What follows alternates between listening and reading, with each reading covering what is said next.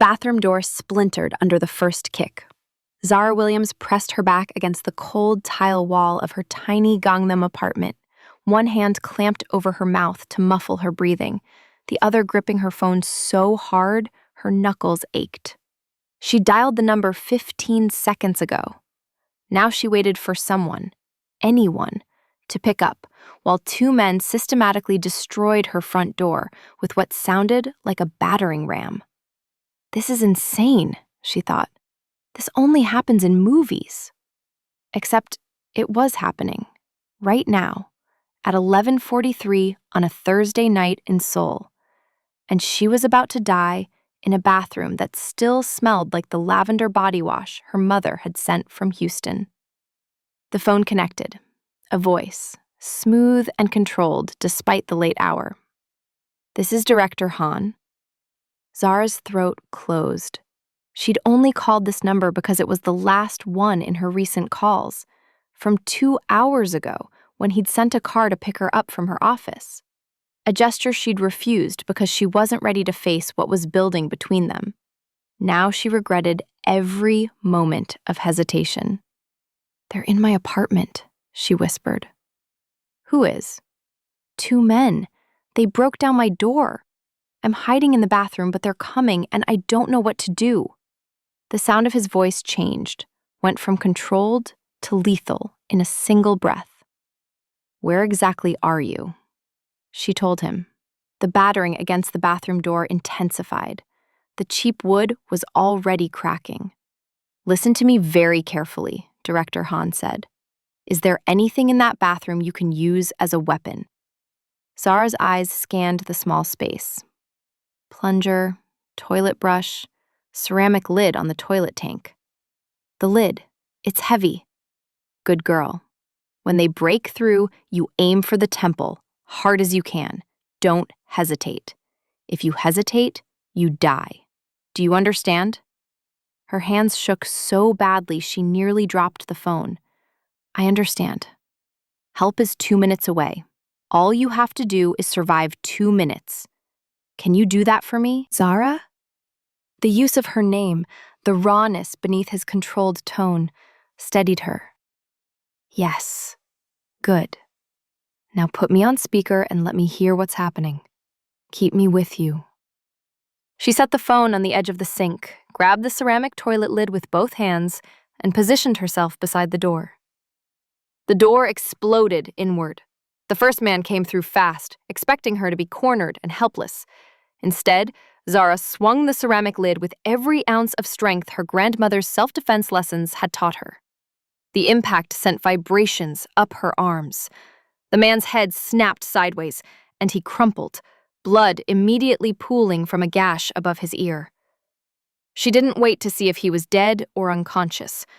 The second man was already pushing through, cursing in Korean. Zara swung again, but this time, he was ready. He caught the lid, wrenched it from her hands, and grabbed her wrist with crushing force. She bit down on his hand, tasted blood and cigarettes and violence. He yanked back with a roar, and she drove her knee up, not perfect form, but effective enough. He staggered. Zara bolted through the shattered doorway. Her living room was destroyed, furniture overturned, her grandmother's photograph from Lagos shattered on the floor. She made it 3 steps toward the front door before hands grabbed her from behind, lifting her off her feet. She screamed, clawed, fought with everything she had. Then the front door exploded inward, not from someone breaking in, but from someone breaking through with professional efficiency. Men in black suits flooded her tiny apartment like water through a dam. The hands holding Zara released immediately. She hit the floor hard, scrambled backward until her spine hit the wall. Through the chaos of bodies and shouted Korean commands, one man emerged. Tall, lean, with a scar through his left eyebrow. He crouched in front of her, hands visible and empty. "Miss Williams," he said in accented English. "I'm Kwan. Director Han sent me." "You're safe now." Zara couldn't process the words. Her ears rang, her wrist throbbed where the man had grabbed her. Adrenaline turned her vision sharp and then fuzzy and then sharp again. Behind Kwon, Director Han's men were zip-tying the two intruders, efficient and silent. One of them picked up her phone from the bathroom, brought it to her. Director Han's voice came through the speaker, tight with barely controlled fury. "Zara, talk to me. Are you hurt?" She took the phone with shaking hands. "My wrist. He twisted it." Her voice came out smaller than she wanted. "But I hit one of them with the toilet lid." "You what?" Something cracked through his control, pride breaking through fear. "My smart, dangerous girl." A pause where she heard him breathing hard. "Kwon is bringing you to me. Don't argue. Someone inside my organization betrayed your location. I need you where I can see you. Please, Zara."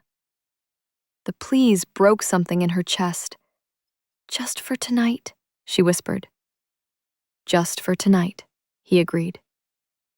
Zara would learn later that this was the biggest lie Director Han Ji-won had ever told. Kwon helped her stand on legs that felt like water.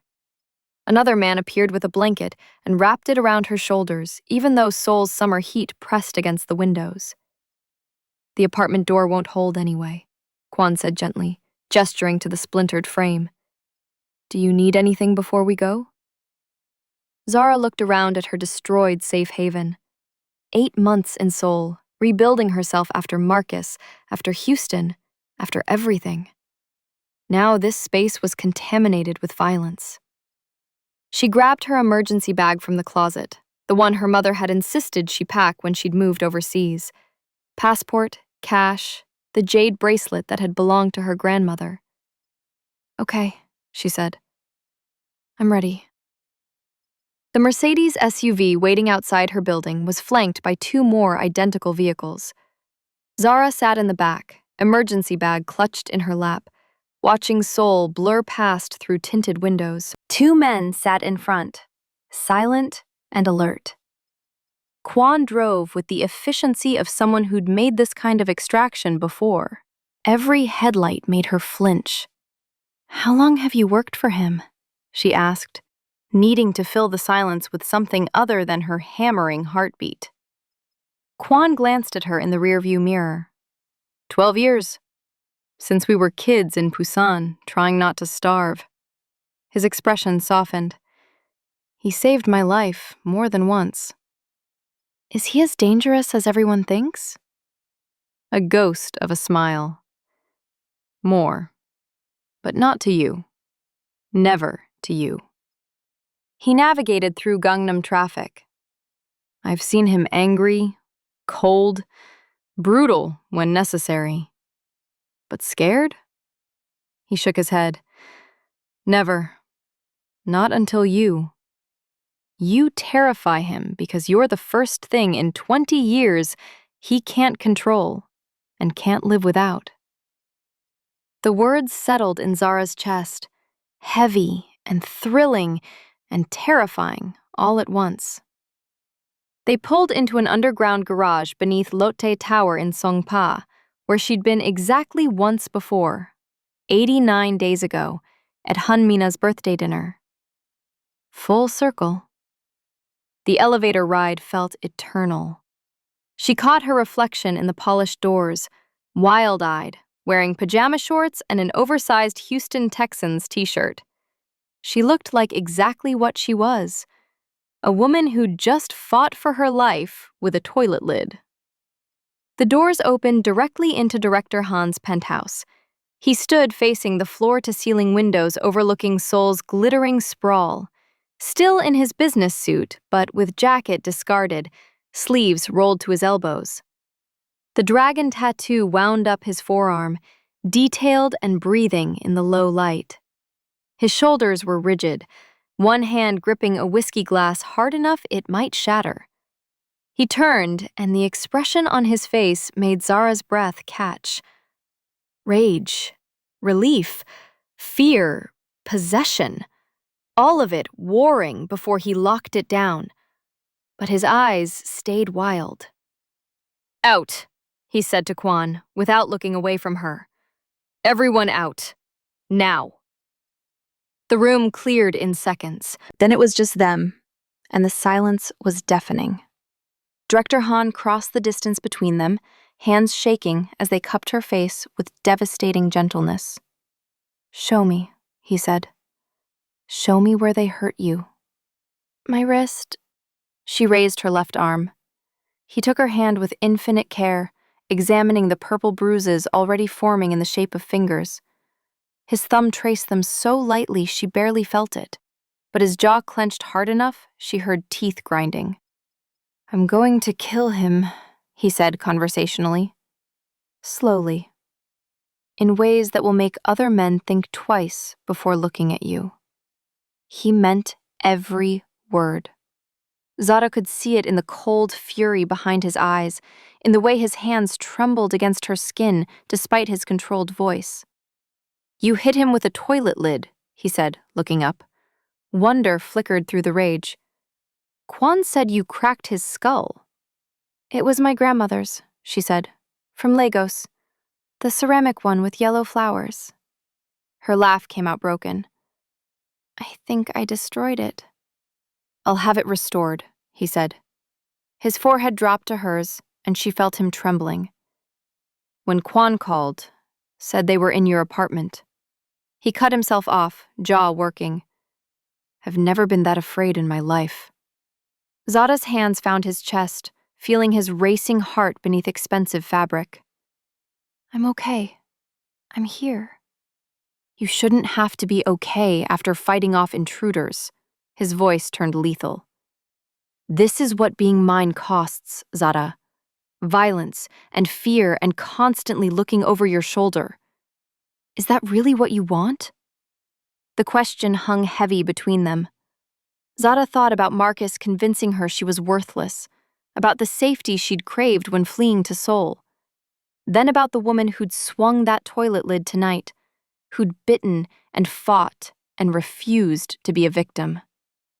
"Ask me what I want," she said quietly. "What do you want?" "You." The word came out simple and devastating. The danger and the obsession and whatever comes next, all of it. Her voice strengthened. "I'm not fragile. I survived Marcus.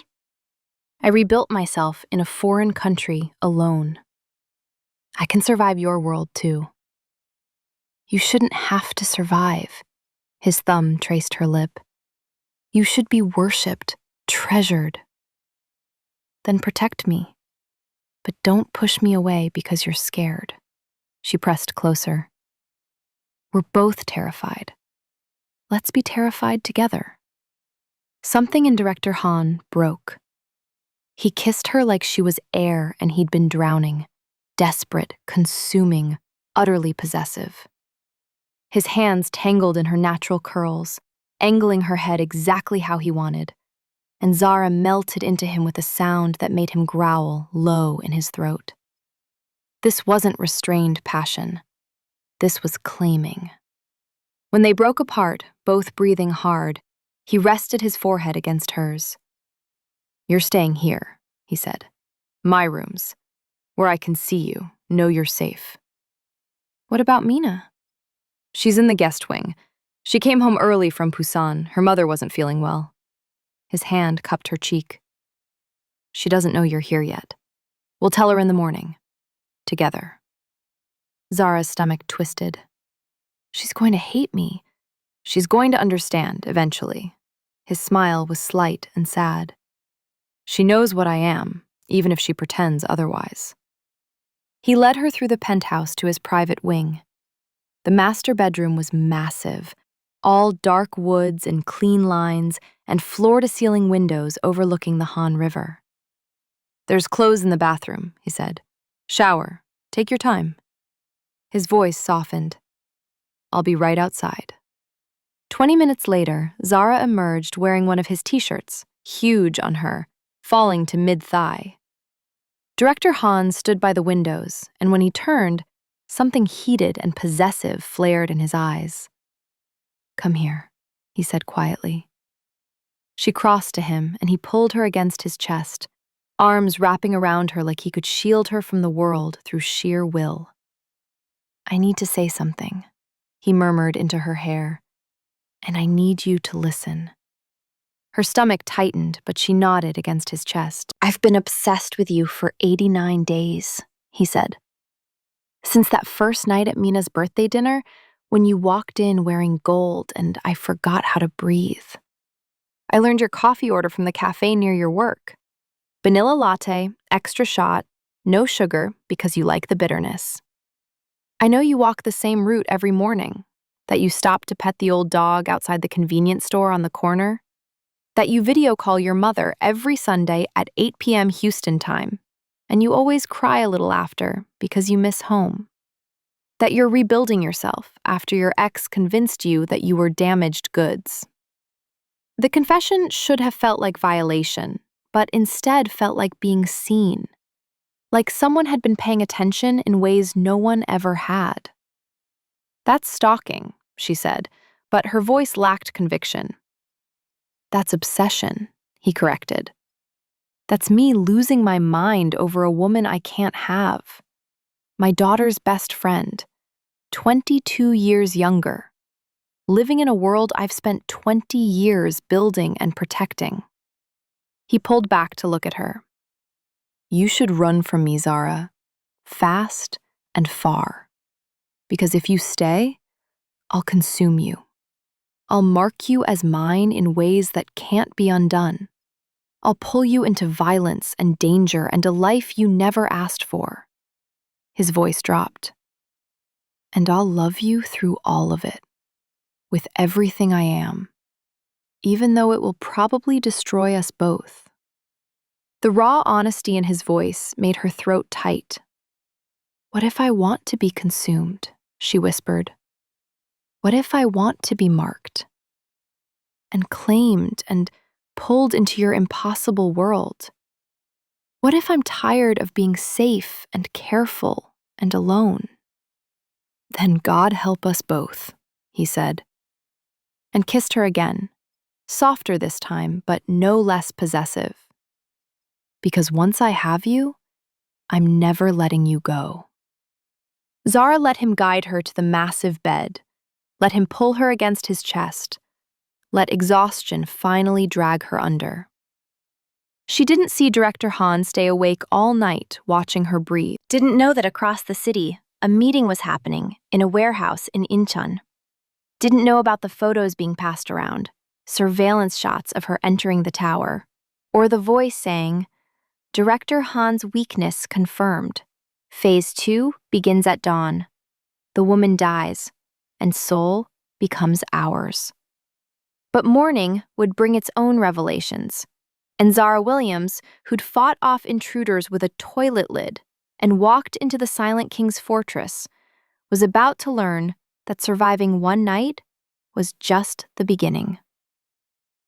Zara woke to sunlight streaming through floor-to-ceiling windows and the scent of coffee. For 3 blissful seconds, she forgot everything. Then her wrist throbbed and memory crashed back. Splintered doors, cruel hands, the taste of blood in her mouth. She sat up fast, heart hammering. Easy. Director Han's voice came from across the room. He sat in an armchair by the windows, already dressed in a fresh black suit, watching her with those dark, intense eyes. A coffee cup sat untouched on the side table. You're safe. I've been here all night. He looked exhausted, beautiful and dangerous, and exhausted in ways that made her chest ache. You didn't sleep at all, did you? Zara's voice came out rough. Couldn't. His gaze traced over her face like he was memorizing it. Every time I closed my eyes, I saw that splintered door. Heard you fighting. His jaw tightened. So I watched you breathe instead. The raw admission made something crack open inside her. What time is it? She asked. 7:30. I have a meeting at 9. He stood, crossing to the bed with that predatory grace that made her pulse quicken. How's your wrist? Zara flexed it experimentally. The purple bruises had bloomed overnight in vivid detail, finger-shaped marks against her dark skin. Looks worse than it feels. Liar. But his touch was devastatingly gentle as he examined the bruising, thumb tracing the marks with barely there pressure. I should have had more men on your building. Should have anticipated they'd move this quickly. You can't control everything. His smile was dark and humorless. Watch me. A sharp knock shattered the moment. Director Han's entire demeanor shifted from tender to lethal in a heartbeat. His hand moved to the small of his back, where Zara now noticed the outline of a gun beneath his jacket. What? He said sharply. Kwan's voice came through the door, tight with tension. Director, Miss Mina is awake. She knows Zara is here. She's not happy. Zara's stomach dropped to her feet. Oh, God. We tell her? Director Han's voice was firm, but she caught the flicker of something in his eyes. Worry. Get dressed. There's clothes in the closet. I had your things brought over early this morning.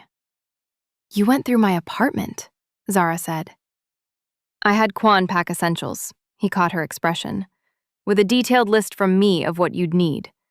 Your skincare routine is in the bathroom. The lavender body wash you like, your grandmother's photo from the nightstand.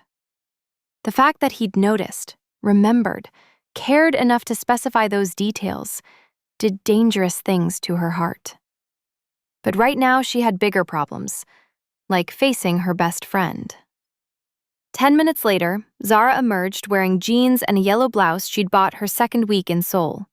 Armor, in its own way. Director Han waited by the door, and the heat in his eyes when he saw her was almost enough to make her forget the impending disaster. Beautiful, he murmured in Korean. Then, in careful Yoruba, Eswami. Zara froze. Did you just say what I think you said? I've been learning Yoruba. His smile was slight. I wanted to tell you you're beautiful in your mother's language. Did I butcher it? Her throat went tight. Marcus had refused to even try pronouncing her full name, said it was too complicated, too African. No, she managed. You didn't butcher it at all. The walk to the living area felt like heading toward execution. Mina stood by the windows, arms crossed, still in silk pajamas, dark hair pulled into a messy bun. When she turned and saw Zara emerge from her father's private hallway, her expression went from confused to hurt to furious in 3 seconds flat. Are you kidding me right now? Mina's voice was dangerously quiet. Zara, what the hell? Mina, I can explain. Explain what? That you've been sneaking around with my father? That my best friend has been lying to me? Her voice rose with each word. How long? How long has this been going on? It's not... We haven't... Zara's face burned. Nothing's happened. Not really. Not until last night. Not until when? Last night? Mina laughed, bitter and sharp. Oh my God! Is that why you're here? Did you sleep with him? No. Zara's hands clenched. I'm here because... She stopped. What could she say? Because men broke into my apartment to kidnap me, and your father is the only one who can keep me safe from a gang war? I don't understand. Director Han stepped forward, positioning himself between them. That's enough, Mina. Don't. Mina's eyes flashed. Don't you dare tell me what's enough. You're my father. She's my best friend. This is... Her voice cracked. This is so messed up. She's 22, Dad.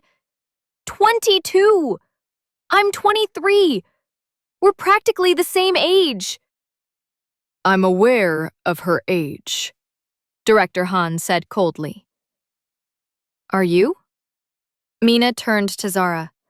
and the hurt in her eyes was visceral. Did he tell you he does this? That he's had younger girlfriends before? That he gets bored and moves on? That was different. Director Han's voice went flat. They were different. She's what? Mina's laugh was sharp. Special?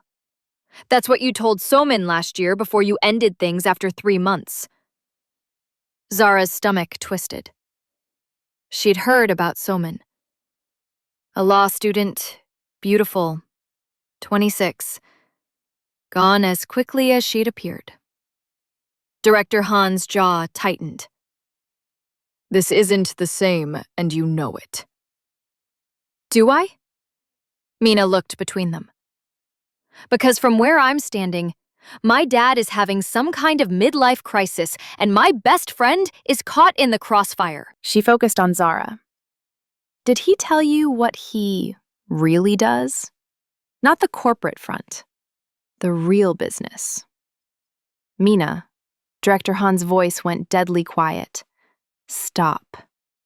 Why? She should know what she's getting into. Mina's eyes were bright with unshed tears. He's not just a businessman, Zara. He's the silent king. He runs half of Seoul's underworld. The casinos, the shipping routes, the territory wars. He's dangerous. I know what he is. Zara's voice came out stronger than she felt. I'm not stupid, Mina. I've seen enough. Mina stared at her. And you're okay with it? With all of it? The violence and the danger, and the fact that people literally tried to kidnap you because of him? Was she? 24 hours ago, Zara would have said no, would have run. But after last night, after fighting for her life, after Director Han's men appearing like shadows, after the way he'd trembled while holding her face, everything had shifted. I don't know, Zara admitted quietly. But I'm not running from it.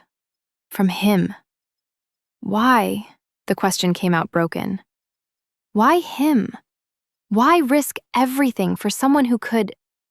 Mina cut herself off, shaking her head. You know what? I can't do this right now.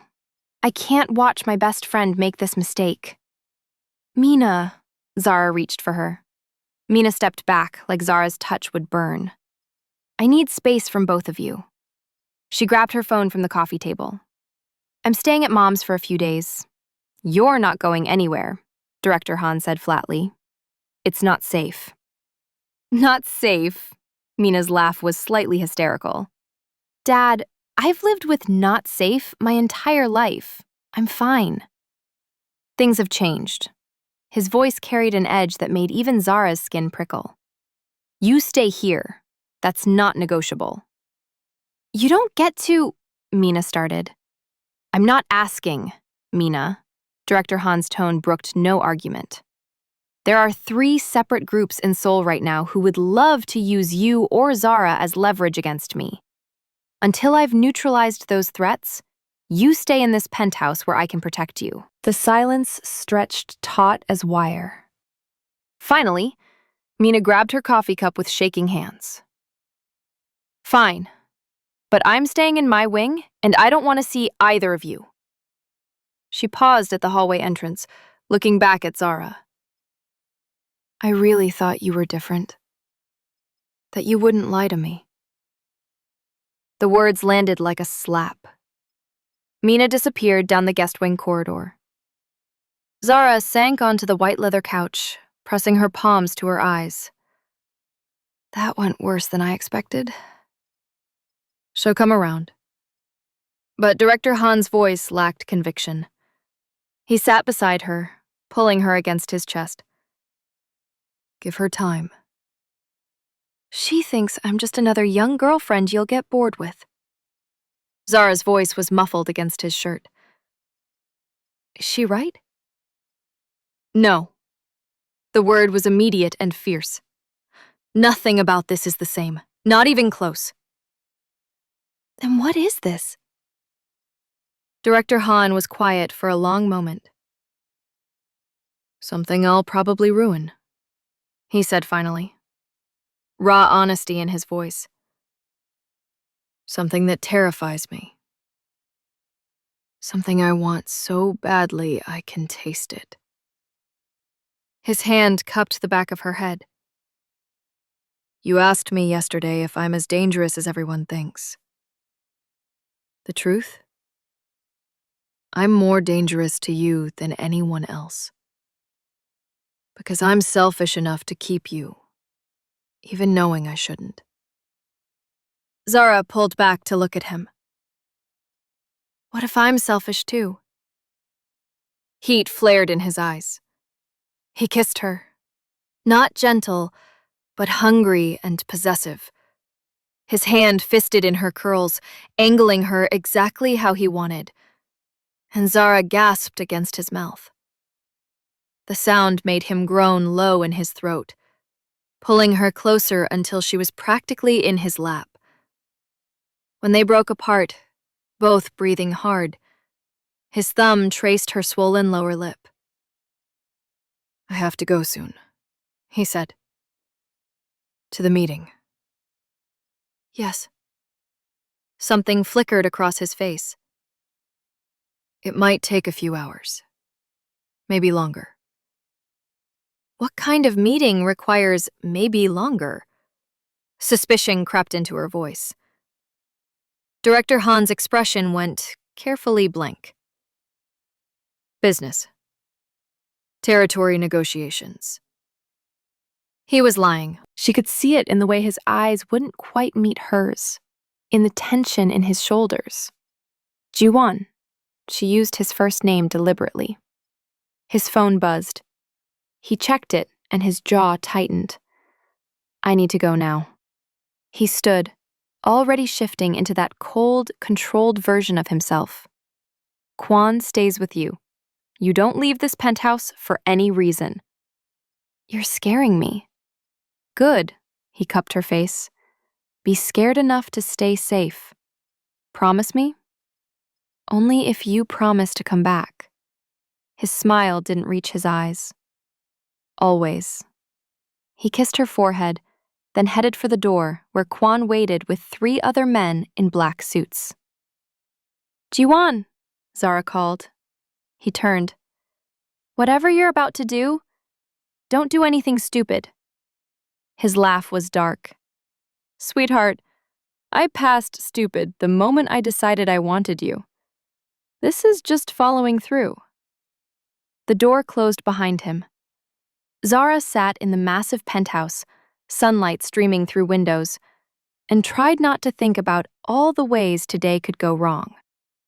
She didn't know that Director Han had just lied about everything. The meeting wasn't a negotiation. It was a trap. And he was walking into it with his eyes wide open. Because overnight, he'd learned the Incheon crew wasn't just after territory. They wanted him dead. And they wanted Zara as their prize. Director Han would burn Seoul to the ground before letting that happen. In a warehouse across the Han River, a man checked his watch and smiled. 40 minutes until Director Han arrived. 30 minutes after that, the woman at his penthouse would be theirs. He had no idea that every word he'd spoken for the past 3 days had been recorded, or that Director Han had spent the night preparing for war. Zara lasted exactly 47 minutes before the waiting became unbearable. She'd tried everything, scrolling her phone, pacing the living room, even attempting to work on her laptop, but every notification sound made her jump, and the silence from Director Han felt like a living thing pressing against her chest. Kwon stood by the windows, perfectly still, watching the street below with the focus of a man who'd seen too much violence to ever fully relax. 2 other guards were stationed by the elevator and near the kitchen, visible but unobtrusive. How long do these meetings usually take? Zara asked. Depends. Kwon's tone was carefully neutral, but the director texts every 30 minutes during sensitive negotiations, It's protocol. He checked his watch. It's been 47. The unspoken worry in his voice made her stomach clench. Zara stood, unable to sit still another second. I need coffee. Real coffee. Help yourself, Kwan said.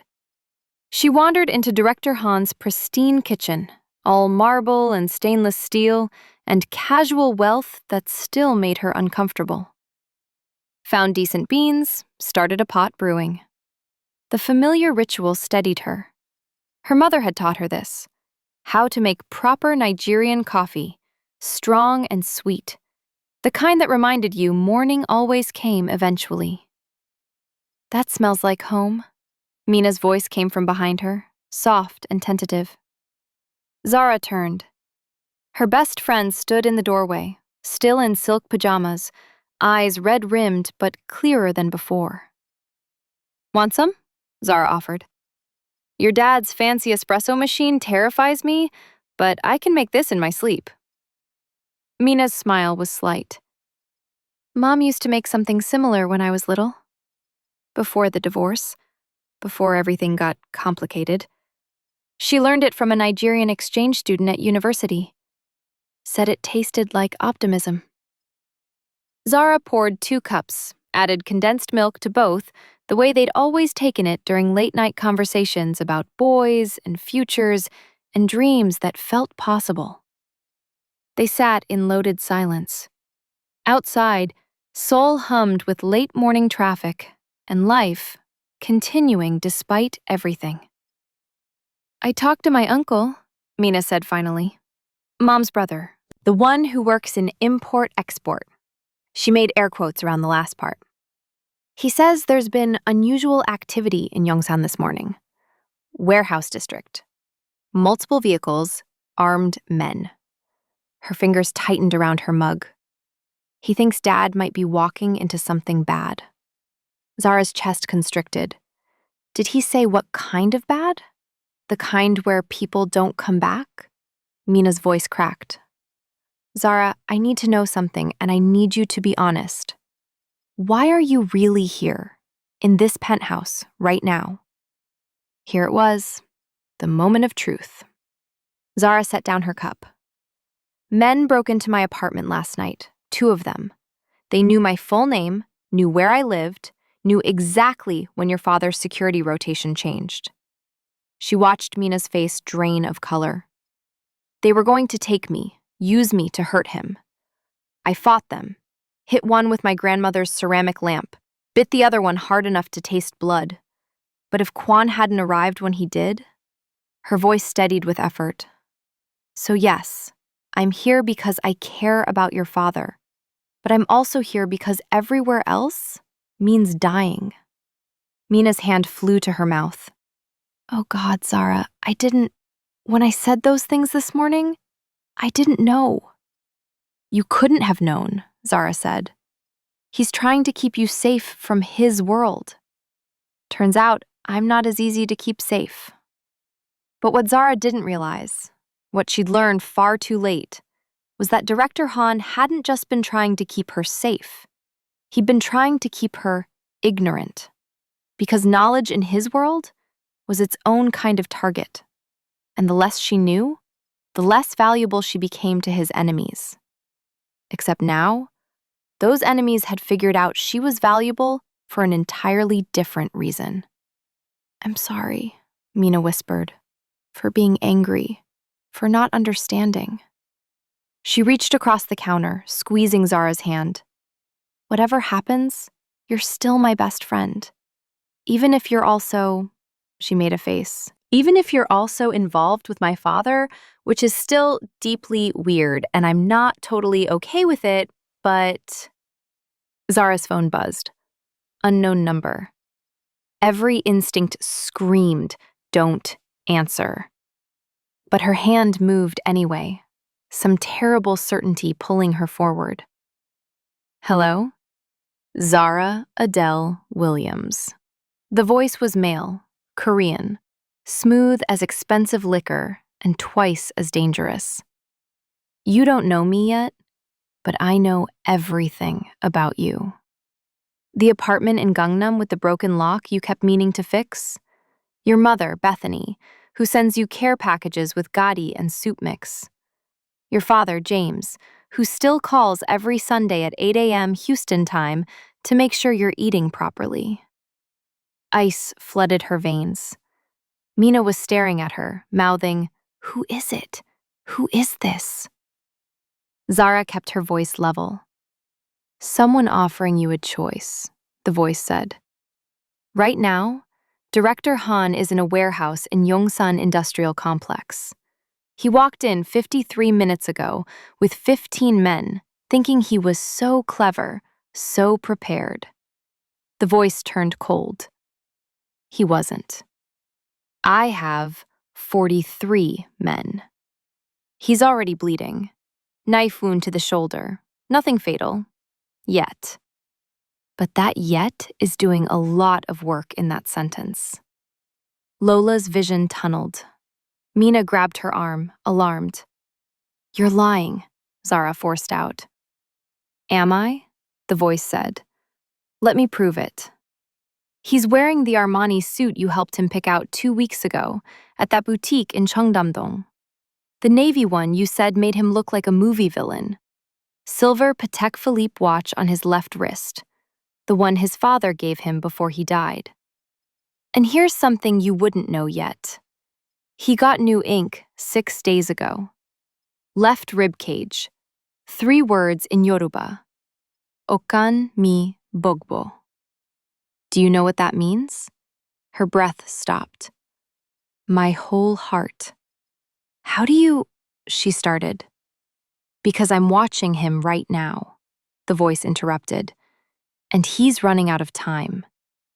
Here's your choice, clever girl. You come to me willingly, alone, right now, and everyone walks away. Director Han lives, his men live. You'll be treated well. I'm not a monster, just a businessman." A pause. "Or you stay safe in that tower, and I put a bullet through his skull. You have 10 minutes to decide. I'll text you the address." "Wait," Zara said. The line went dead. She sat, frozen, phone clutched in white-knuckled hands. "Zara," Mina's voice seemed to come from underwater. "What's wrong? Who was that?" Her phone buzzed. Text from the same number. "Yongsan Industrial Complex, Unit 47. 9 minutes. Come alone. Come unarmed. Come ready to trade your life for his." Another text. 8 minutes now. "Traffic's unpredictable this time of day. Mina, you're scaring me. What's happening?" Zara's mind raced like a cornered animal. If she told Kwan, he'd lock down the penthouse, maybe call for backup. But would backup arrive in 8 minutes?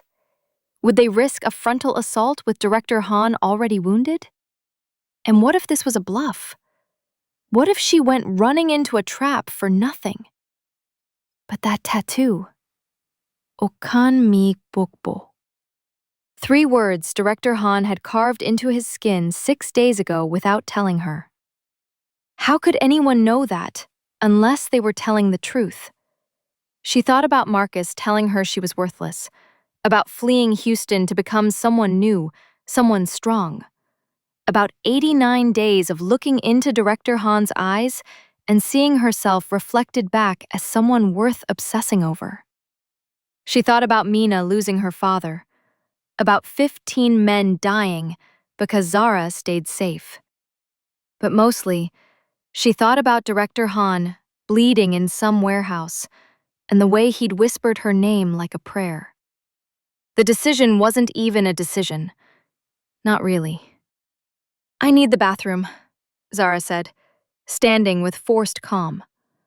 "The one in your dad's room." "Zara," Mina started. "I'll be right back," Zara said.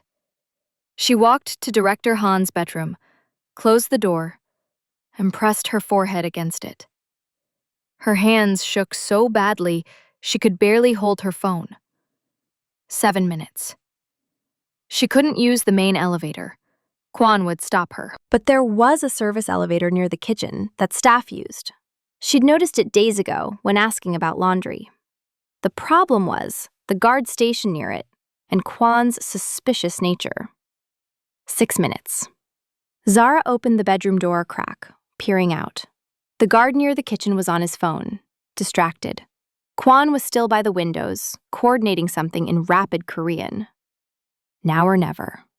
She grabbed her phone, her wallet, and Director Han's black hoodie from his closet, the one that smelled like him. Cedar and something darker, more expensive. Then she took a deep breath and walked out. Not sneaking, not running, just walking, like she had every right to be there. The kitchen guard looked up. "Miss Williams, can I help you with something?" "Just getting water," she smiled, moved to the fridge, grabbed a bottle, stood there drinking it slowly, while her heart tried to jackhammer through her ribs. The guard's phone buzzed. He glanced at it, frowned, stepped into the hallway to take the call. 5 minutes. Zara moved fast. The service elevator was recessed into the wall, designed to be invisible to guests. She hit the call button. The doors opened immediately, empty, industrial, nothing like the marble and gold of the main elevator. She stepped inside and hit B2, loading dock level. As the doors closed, she caught a glimpse of Mina emerging from the living room, looking around, confused. "I'm sorry," Zara thought. "I'm so sorry." The elevator descended with mechanical efficiency. 43 floors, took forever and no time at all. B2. The doors opened onto concrete and fluorescent lights, and the smell of garbage and cleaning supplies. A service exit led to the loading dock. She pushed through into harsh Seoul sunlight and immediate regret. A black sedan idled at the curb. Too convenient. Too perfect. The rear door opened. A man in a suit smiled at her, polite and professional and terrifying. "Miss Williams," he said in accented English. "Your ride to Yongsan. Please, we're on a schedule." Every cell in her body screamed, "Run," but Director Han was bleeding, dying maybe, and she'd already come this far. Zara got in the car. The door locks clicked immediately. The driver pulled into traffic with smooth efficiency. 4 minutes, the driver said pleasantly. "We'll make it with time to spare." Only then did Zara notice the gun holstered under his jacket. The phone mounted on the dash, showing an active call. The way the child locks were engaged. She'd just gotten into a car with one of them. "Smart girl," a voice came through the phone speaker. The same voice from before. "Smarter than Director Han deserves. Walking into danger to save him? Almost romantic. Definitely stupid." Zara's jaw tightened. "If you hurt him, you'll what?" the voice interrupted. "You're locked in a car with my associate, heading toward a warehouse where I have 42 more men just like him. Save your threats for someone they'll impress." The voice turned almost kind. "Relax. I'm a man of my word. You arrive safely, Director Han goes free. Simple transaction." "Why should I believe you?" Zara asked. "Because killing him now serves no purpose," the voice said. "I wanted his territory. Once I have you, I have all the leverage I need to take it without bloodshed." A pause. Well, without much bloodshed. The call disconnected. Seoul blurred past the windows as they headed east toward Yongsan. Zara's hands clenched in her lap, Director Han's hoodie drowning her frame. She'd either just saved the man she loved or signed both their death warrants. "Please," she prayed to a god she hadn't talked to since leaving Houston. "Please let this work." And in that warehouse, Director Han's phone buzzed with a security alert from his penthouse system. Service elevator B2 accessed, 14 minutes 47,023 cents. Loading dock exit opened, 14 minutes 47,035 cents. He stared at the notification for 3 full seconds. brain refusing to process what it meant. Then understanding hit like a bullet to the chest. "Kwon," he said into his calm, voice deadly flat. "Tell me Zara is in the penthouse." Static. Then Kwon's voice, high and tight with panic. "Director, I'm checking now. She went to use the bathroom about 5 minutes ago." "Check now," Director Han said. Rustling, running footsteps. Then Kwon's voice. "She's not here. The bedroom's empty. I'm checking the other bathrooms." "Don't bother." Director Han's vision went white at the edges. "Service elevator. Loading dock. She left 4 minutes ago." Silence on the line. Then chaos as Kwon started barking orders, mobilizing every available man. The Incheon boss sitting across from Director Han, separated by 10 feet and 3 armed men, smiled slowly. "Ah," he said. "Your men just figured it out, didn't they? That your pretty Nigerian girlfriend isn't safe in her tower anymore." He held up his own phone, showing security footage. Zara getting into a black sedan. She's on her way here. Should arrive in about 3 minutes. Brave. Stupid, but brave. Something in Director Han's chest didn't crack. It detonated. The rage that had been simmering since last night, since men had dared enter her apartment, touch her skin, bruise her wrist, finally found its target. "You brought her into this," Director Han said quietly. Too quietly. His own men shifted, recognizing the tone. The Incheon boss's smile faltered slightly. "What are you going to do, Kang?" He used Director Han's family name with deliberate disrespect. "You're outnumbered, outgunned, and your weakness is about to walk through that door in..." He checked his watch. 2 minutes and 40 seconds. Director Han smiled. It was the smile of a man who'd just stopped caring about survival. "No," he said softly. "She's your weakness now. Because the only thing keeping me civilized was knowing she was safe. And you just took that away." Then, the Silent King showed Seoul why silence before violence is the most terrifying sound of all. Outside the warehouse, Zara's sedan pulled through a loading bay door that closed behind them with mechanical finality. Her heart hammered against her ribs. She'd made her choice. Now she had to live with it. Or die with it. Either way, there was no going back. The warehouse smelled like rust and old blood and mistakes Zara couldn't take back. 2 men hauled her out of the sedan. Not rough, but firm enough that she knew resistance was pointless. They patted her down efficiently, removed her phone, her wallet, even Director Han's hoodie. The loss of his scent felt like losing armor. They led her through corridors lit by flickering industrial lights, the kind that buzzed and made shadows jump. Her heart hammered so hard she tasted copper. Every instinct screamed to fight, to run. But 43 men stood between her and freedom. She'd walked into this cage voluntarily. For him, she reminded herself, hands clenched so tight her nails cut crescents into her palms. You did this to save him. They emerged into a vast open space. Concrete floors stained dark with things she didn't want to identify. Metal beams crisscrossing overhead like a skeletal rib cage. And in the center, 2 groups of men faced each other, across 20 feet of blood-splattered emptiness. Director Han's group was smaller, maybe 12 men now, several visibly wounded. Kwon stood at his right, blood streaming from a cut above his eye, his suit torn at the shoulder. They'd clearly been fighting. Bodies lay crumpled at the edges of the space, some wearing Director Han's colors, others not. And Director Han himself, God, he looked like death walking. His suit jacket was gone, white shirt torn and soaked with blood along his left shoulder and ribs. His knuckles were raw and bleeding, split open to bone.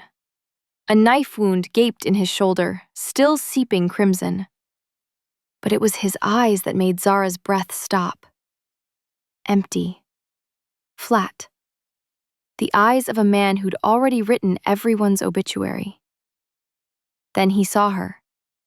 Everything in his expression detonated. Zara. Her name came out shattered, broken glass and raw terror. No.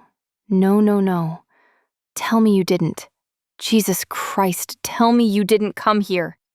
His voice cracked on the last word, and Zara had never heard him sound so utterly destroyed. She did, the Incheon boss said, silver-haired and expensive suit now spattered with blood. He stepped forward, gesturing at Zara like she was a trophy he'd won. Walked right into my car. Touching. Stupid, but touching. He smiled at Director Han with cold amusement. Your girl's got more heart than brains, Director Han. Almost makes me feel bad about what comes next. Let her go. Director Han's voice dropped to something subhuman, something that made even Zara's skin prickle with primal fear. Right now. Let her walk out of here, and I'll give you anything. Everything. Oh, I know you will. The boss nodded, and hands grabbed Zara, forcing her to her knees on cold concrete 10 feet from Director Han, close enough to see the anguish carving lines into his face, the way his hands trembled at his sides, far enough that he couldn't reach her. But let's discuss terms first. Pusosan territory, Gangnam operations, Incheon shipping routes, and your casino holdings in Sonpa. Done, Director Han said. No hesitation. No negotiation. Years of blood and strategy and building power gone in one word. All of it. Take it. Just let her go. Zara's throat closed. He was surrendering everything. Ji-won, don't, she started. A gun pressed to the base of her skull, cold metal against warm skin. Shut up, the man holding her hissed in Korean, or I'll do it for you. Director Han went absolutely still. The kind of still that preceded violence, that made the air itself feel heavy and wrong. Take that gun off her head, he said quietly. Now. Or what? The Incheon boss laughed. You're outnumbered, outgunned, and your weakness is kneeling at my feet. He circled Zara slowly, predatory and deliberate. Pretty thing. I see the appeal. That skin like dark honey. Those eyes. He crouched beside her, grabbing her chin roughly, tilting her face toward the light. What makes you so special, Nigerian girl? What did you do to make the silent king fall this hard? Zara's jaw ached under his grip, but she wouldn't give him the satisfaction of flinching. She met his eyes with all the defiance she'd learned from her grandmother, from surviving Marcus, from becoming someone who swung toilet lids at armed intruders. Director Han moved, just a half step forward, but 3 guns immediately trained on him. His own men grabbed his arms, holding him back, even as he strained against them. Don't. The word came out barely controlled, violence leashed by the thinnest thread. Don't touch her face. Don't speak to her. Don't even look at her too long. His eyes locked on the boss with such concentrated hatred that Zara felt it from 10 feet away. Felt the heat of it. You want territory? Take it. You want me gone from Seoul? I'll disappear tonight. But if you hurt her, if you leave one more bruise on her skin, There is no deal. No negotiation. Just me killing every single person in this room before you can put a bullet in my head. The confession hung in the air, raw and absolute. The Incheon boss released Zara's chin, standing slowly with a smile that didn't reach his eyes. Passionate, He said. dangerous. I respect it. He checked his watch, expensive and gleaming. But here's the problem. The moment she walks free, you come for me. You dismantle everything I've built, piece by piece, until I'm bleeding out in some alley. So we need insurance. He snapped his fingers. One of his men produced a syringe filled with amber liquid that caught the industrial lights. Zara's blood turned to ice. "What is that?" she asked, hating how her voice shook. GPS tracker. The boss examined the syringe like it was fine wine. Medical grade. Harmless, really. Unless she runs, or unless you retaliate. Then it becomes a beacon. He smiled at Director Han with cold calculation. She becomes permanent leverage. You behave, she lives comfortably. You misbehave, she dies slowly. Poetic, don't you think? No. Director Han's voice was flat, dead, emptier than Zara had ever heard it. You don't put anything in her body. Then she dies. Right now. The boss pulled his own gun, pressed it to Zara's temple. The metal was still warm from a previous kill.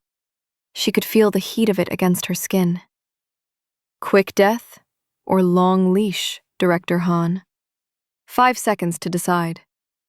5, 4, 3. Wait!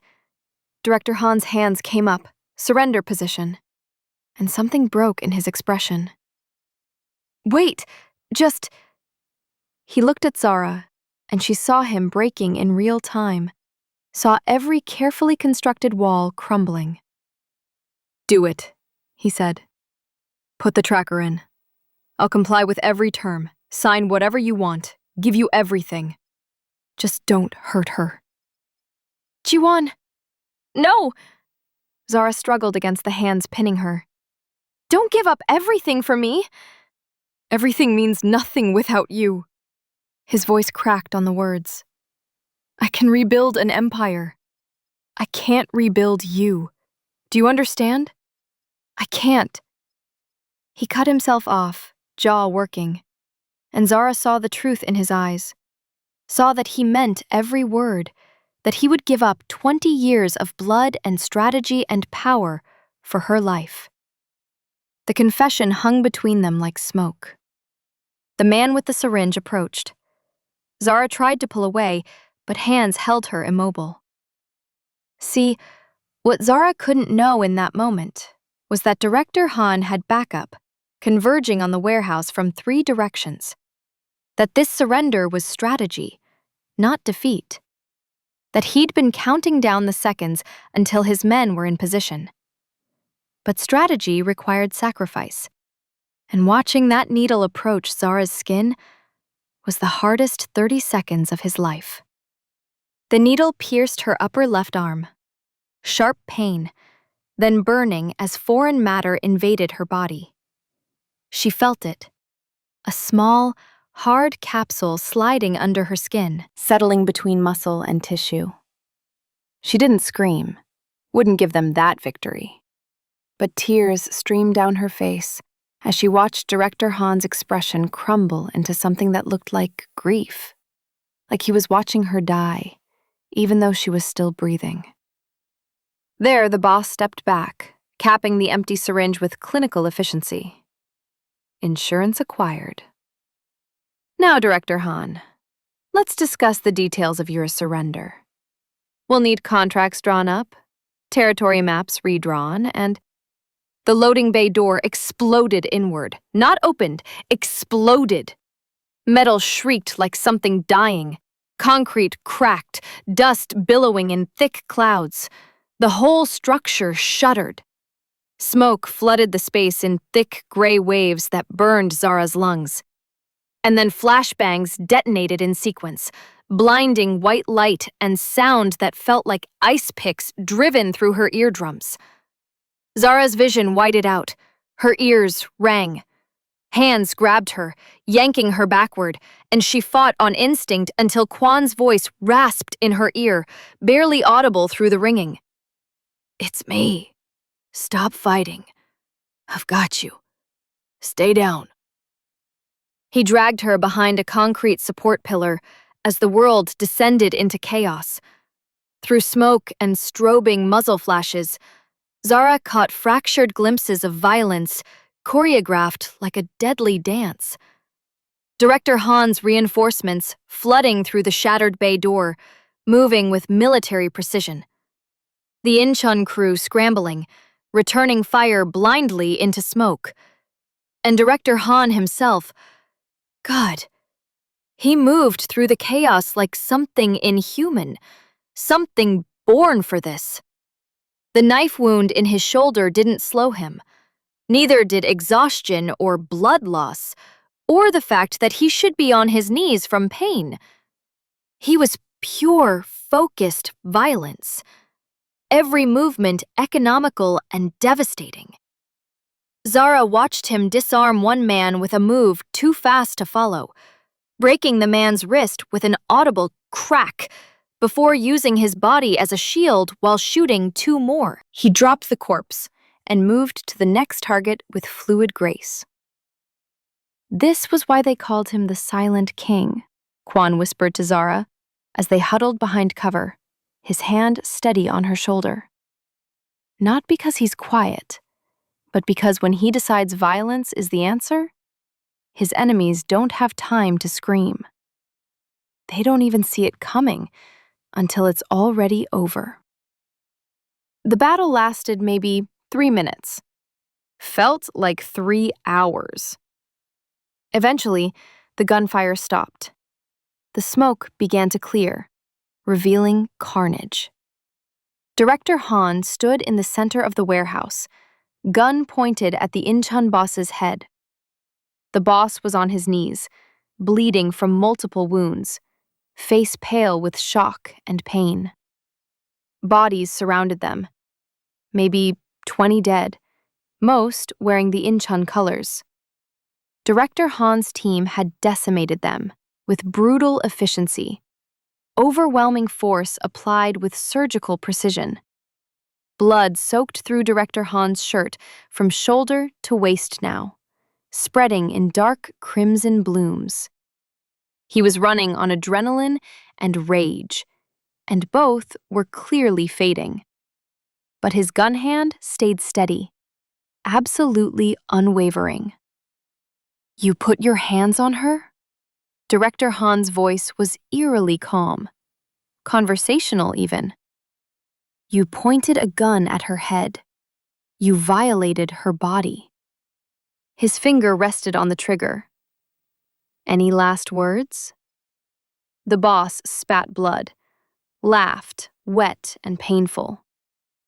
"You think this ends with me? You're so focused on protecting her, you can't see what you're creating." He laughed again, the sound bubbling. "Every enemy in Seoul now knows your weakness. Every rival will come for her. You've painted a target on her back that will never fade. She'll never be safe, Director Han. Not as long as she's yours." The words landed like bullets, each one finding its mark. Director Han's expression didn't change, but something shifted in his eyes, a flicker of doubt, of terrible understanding. The boss saw it and smiled through blood. "You know I'm right. You've already destroyed her life just by loving her." Then, Director Han pulled the trigger. The shot echoed through the warehouse, impossibly loud in the sudden silence. The boss collapsed, dead before he hit concrete, blood pooling beneath him. But the damage was done. Those final words hung in the air like smoke. "Director!" Kwan's voice was urgent. "We need to move, now! Police are 3 minutes out!" Director Han crossed the warehouse to Zara in 4 strides, holstering his gun. He didn't speak, just pulled her against his chest with his good arm, burying his face in her hair. She felt him shaking, felt his racing heart against hers, felt the wetness of his blood soaking through his shirt onto her skin. "I'm okay," she whispered, wrapping her arms around him carefully, mindful of his wounds. "Jiwon, I'm okay." "You shouldn't be here." His voice was muffled against her curls, rough and broken. "You should be safe. Anywhere but near me." Before Zara could respond, Kwan was ushering them toward the exit, other men forming a protective barrier around them. "Police are 90 seconds out," he said. "We need to go, now." The drive back to the penthouse was silent. Director Han sat beside Zara in the SUV, holding her hand so tightly it almost hurt, staring out the window at Seoul rushing past. Blood seeped through his bandaged shoulder, through his ribs, through the makeshift field dressing Kwan had applied. But he wouldn't let the medic in the front seat touch him. "Not until we're back," he said when the medic tried. "Not until she's safe." When they arrived at the tower, Mina was pacing the living room, phone pressed to her ear, face pale with fear. When she saw them, Zara covered in blood splatter that wasn't hers, Director Han barely upright and leaving a trail of red droplets, she went white as bone. "Oh my God," she rushed over, hands hovering like she wanted to touch but was afraid. "Dad, Zara, what happened? Are you—" "We're fine," Director Han said shortly, voice clipped with pain and exhaustion. "Zara needs the tracker removed. I've called the surgeon." "Tracker?" Mina looked between them, fear and confusion warring in her expression. "What tracker? What the hell happened?" "I'll explain everything," Zara said quietly, squeezing her friend's hand. "Just give us a minute." The surgeon arrived 20 minutes later and set up in one of the guest rooms, professional and efficient. Director Han refused to leave Zara's side, even when the doctor tried to insist he needed treatment first. "Her first," Director Han said flatly, swaying slightly where he stood. "I'm not negotiating." The surgeon, a woman in her 50s who'd clearly dealt with Director Han's stubbornness before, sighed and nodded. As the anesthesia pulled Zara under, her last sight was Director Han's face. Exhausted, bloody, looking at her like she was the only thing keeping him tethered to earth. Like if he looked away, she might disappear. His hand held hers with desperate gentleness. "Sleep," he whispered in Yoruba, the word slightly clumsy but heartbreakingly sincere. "Oremi, my friend, my love. I've got you." Then darkness took her. She woke to darkness and the scent of antiseptic sharp in her nose. Her arm was bandaged, throbbing dully beneath layers of gauze. The room was quiet, except for breathing that wasn't hers. "Jiwon?" she whispered into the darkness. "I'm here." His voice came from beside the bed, close and rough with exhaustion. "I'm right here." Her eyes adjusted to dim light filtering through curtains. He sat in a chair pulled close to the bed, still in blood-stained clothes, but with his shoulder properly bandaged now. White gauze visible through his torn shirt. Dark circles under his eyes made him look haunted. Beautiful and dangerous, and haunted in ways that made her chest ache. "You didn't sleep at all, did you?" Zara's voice came out rough. Couldn't.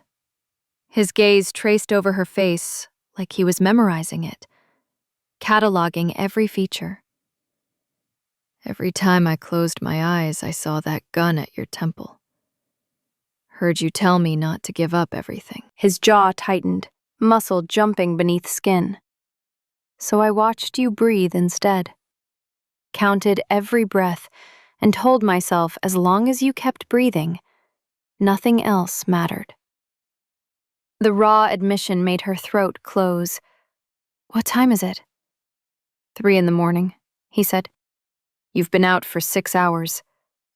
The tracker?" "Gone." He reached for her bandaged arm with infinite care. "The surgeon got it out clean. No complications." "How's your shoulder?" she asked. 17 stitches in the shoulder, 12 in my side," he said dismissively, like he was reporting the weather. "Mild concussion. Nothing that won't heal." "Zara, I need..." He stopped, started again. "What you did today. Walking into that warehouse, knowing you might die, trading yourself for me. Do you have any idea..." His voice cracked. "Do you have any idea what that did to me? Watching you kneel there with a gun to your head while I stood useless. I wanted to save you," Zara whispered. "The same way you've been saving me." "That's different," he said roughly. "I'm supposed to protect you. You're supposed to let me." "What if I don't want to just be protected?" She pushed herself upright, despite the IV in her arm, ignoring the way her head swam. "What if I want to fight beside you instead of hiding behind you?" "You don't understand what you're saying." Director Han stood abruptly, pacing to the window. His movements were stiff with pain, but his voice was steady, determined. "If you stay with me, Zara, this is your life now. Always looking over your shoulder. Every stranger could be a threat. Every car that follows too long could be surveillance. You'll have guards for the rest of your life. You'll never be able to go anywhere without someone watching, someone protecting." His hands clenched into fists at his sides. "And one day, maybe next week, maybe next year, someone will get past them. Someone will use you to hurt me, and I won't be able to stop it." The Incheon boss was right. "I've painted a target on your back that will never fade." "So you'd rather lose me now?" Zara's throat closed around the words. "Preemptively. That's your solution? It's the only way I can keep you safe." He turned to face her, and his expression was devastated. "Don't you see? Loving you is destroying your life. You came to Seoul to escape, to rebuild yourself, and I've dragged you into exactly the kind of violence you were running from." "I don't want safe," the words burst out of her. "I want you. Don't I get a say in this?" Before he could answer, a knock at the door interrupted them. Kwan's voice came through, tight with tension. "Director, we have a problem." Director Han's entire body went rigid. "What kind of problem?" "The kind with a warrant," Kwan said. "Seoul Metropolitan Police are downstairs asking questions about the Yongsan warehouse. Multiple casualties, witnesses, the whole situation. And there's someone with them. Says she's an old friend." The name made Director Han's jaw clench hard enough, Zara heard his teeth grind. "Prosecutor Kim So-yeon." "Tell them I'll be down in 5 minutes," Director Han said, voice going cold and flat.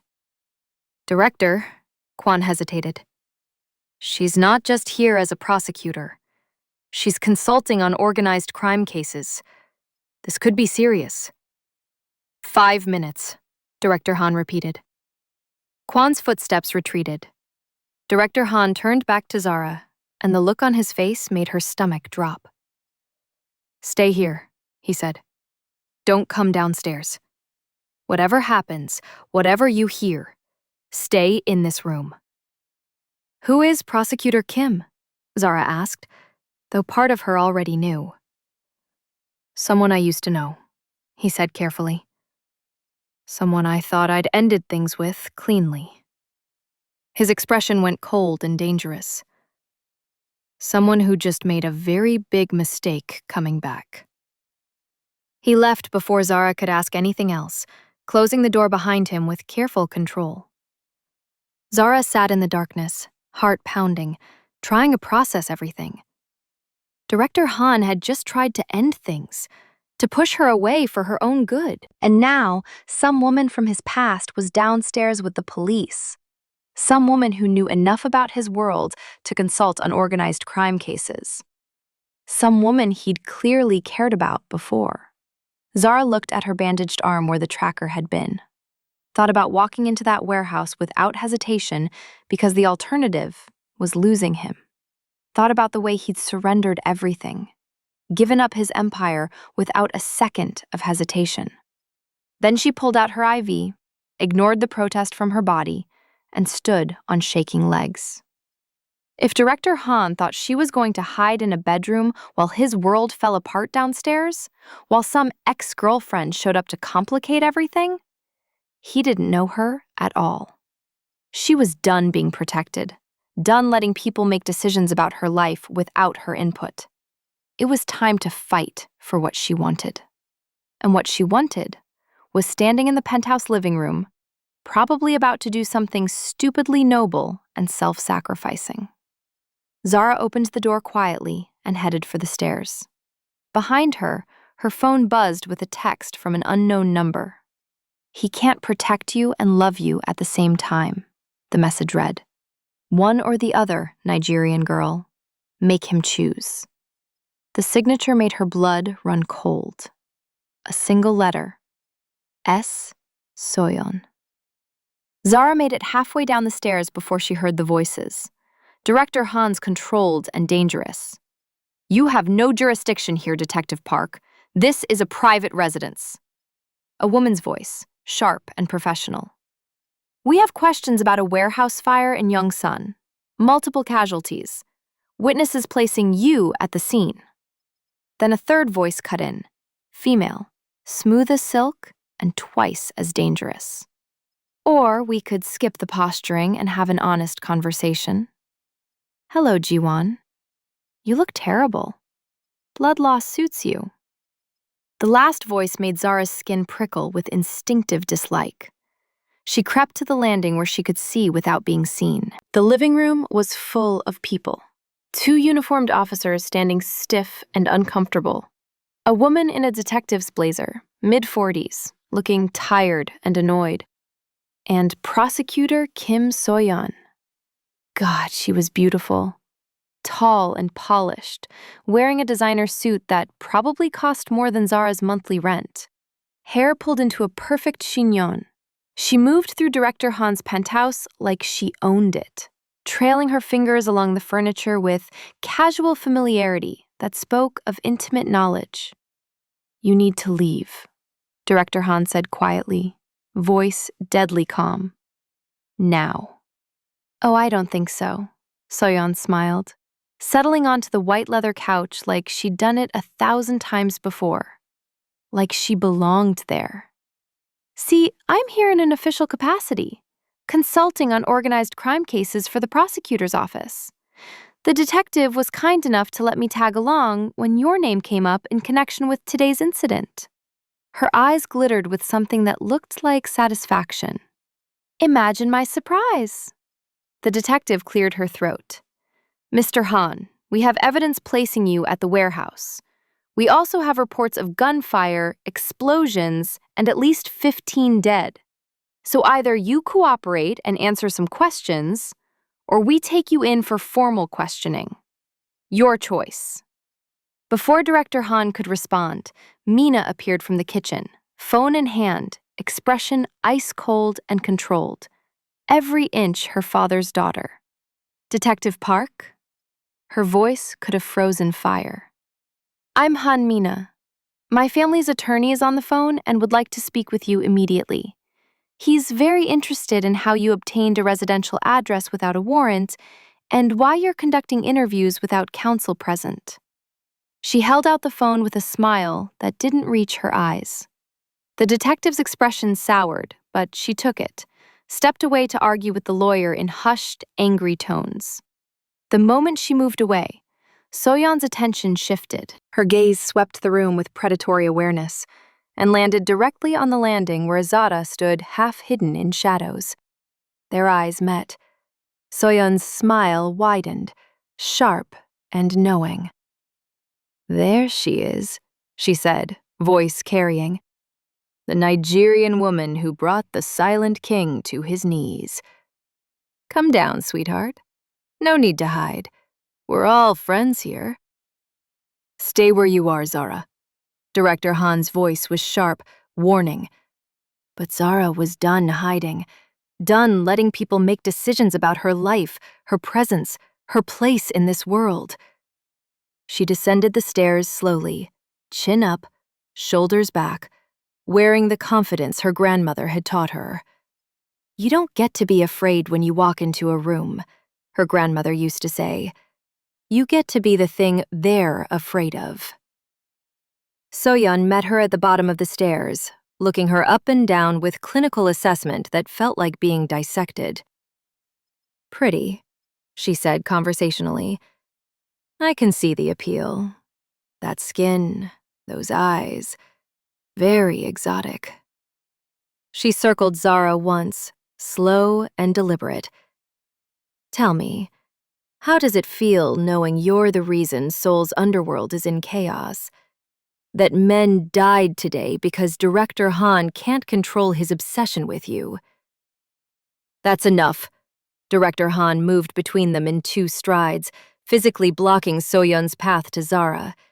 His body language was protective, possessive. We're done here. Is it?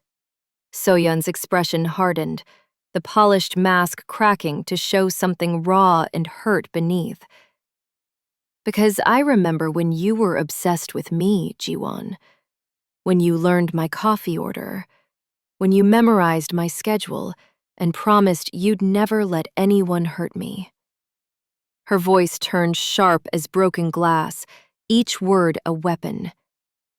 Right before your enemies came for me. Right before I spent 3 days in a basement being questioned about your operations, being threatened, being terrified. Right before you decided I was too much of a liability and cut me loose without a second thought. The room went silent. Zara's stomach dropped. This wasn't the story Mina had told. The story had been clean, simple. Director Han ended things after 3 months because they weren't compatible. Not this. Not abandonment and terror and choosing the empire over the woman. That's not what happened, Director Han said quietly. But there was something in his voice. Guilt, maybe? Or memory? No, Soyeon laughed, bitter and sharp. Then tell her! Tell your new obsession what happens when loving you becomes inconvenient. When protecting you means choosing between the woman and the empire. She looked at Zara, eyes bright with malice and pain. He chose the empire. He'll choose it again, and you'll end up just like me. Collateral damage in a war you never signed up for. Soyeon finished, her voice carrying the weight of lived experience. But here's what Soyeon didn't know. What would cost her everything in the end. Zara wasn't her. Zara had already chosen the war. Had already walked into a warehouse, knowing she might not walk out. And that kind of choice changed everything. I made mistakes with you, Director Han said, voice rough with honesty that seemed to cost him. I won't deny that. But Zara is different. That's what you told me too. Soyeon's composure cracked completely.